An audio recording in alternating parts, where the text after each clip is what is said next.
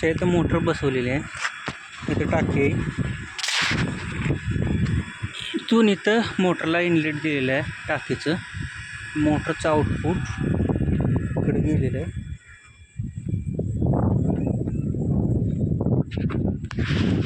असं वरून फिरवून आणून ते मोटरची पाईप असे इथून फिरून आणून इथं जोडलेले.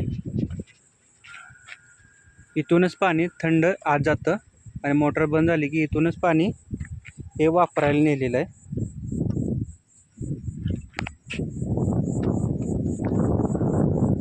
इथे एक एअर वेंट काढलेली आहे.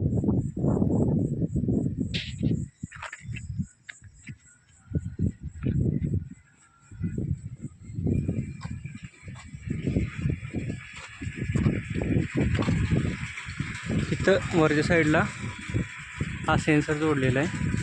त्याचे टाकी भरल्यावर सोलरची टाकी भरल्यावर जेव्हा या